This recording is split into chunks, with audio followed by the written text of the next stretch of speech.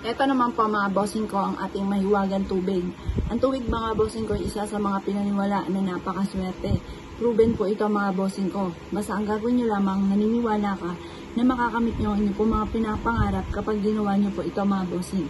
Ngayon po mga bossing ko, mga bandang alas 7 ng umaga, sa umaga kayo haharap sa may silangan, kayo po'y humawak ng isang basong tubig na kagaya po nito. Mas mainam yung clear na baso ang gagamitin kasi kita ang loob at kita ang labas. Ang ibig sabihin po nun, nadodoble ang kita mga bossing. Kasi nakikita nyo na siya sa loob, nakikita nyo pa siya sa labas mga bossing. At ang tubig ay isa sa mga pinakamabisang humihigop ng negatibong enerhiya. Kaya ang tubig ay isa sa mga pinaniniwalaan na napakaswerte mga bossing. Ang gagawin nyo lamang, ibubulong sa tubig ang lahat ng nais ninyo na maganap sa buhay ninyo.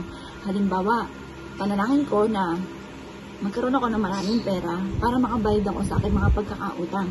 Panalangin ko na magkaroon ako araw-araw na malaking benta. Ganoon ang mga pag-wish na walang gamit na sana, direct to the point mga bossing.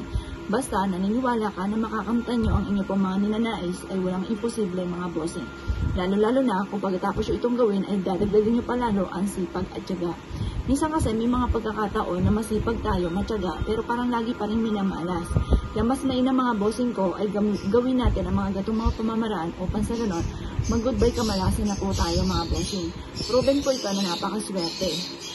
Mag-wish na mula sa inyo pong puso, sa intim na panalangin mga bossing, at kayo mismo maa-amaze sa dami ng mga blessing na darating sa buhay po ninyo. Ngayon pa mga bossing ko, i-wish nyo na lahat ng nais ninyo na walang gamit ka sana, direct to the point. Sabihin nyo po, magkakaroon ako araw-araw na malaking benta at magiging matagumpay ako sa buhay. Positively ito maapot, maraming blessing ang darating sa akin, bawat buwan or bawat taon. Hindi na ako kailanman mamalasin at marami pang pera ang darating sa akin, makakamit ko ang aking mga pinapangarap.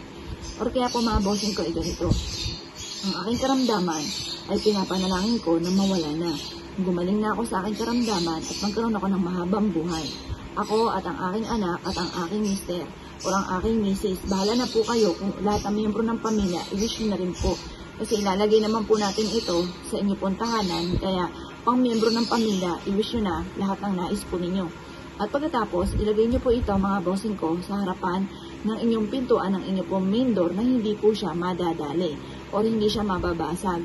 Mas mainam ay doon po yan. Ito yung perfectong pwede nating paglagyan. Or kaya sa may bintana ninyo mga bossing ko or sa ilalim ng inyong higaan. Ang swerte mga bossing ko ay mapapasin ninyo na laging i-adjust sa inyo. Ang swerte ay mapapasin ninyo na parang hindi mo akalain na nangyayari ang mga bagay na ma-amaze ka na lang sa dami ng blessing na darating.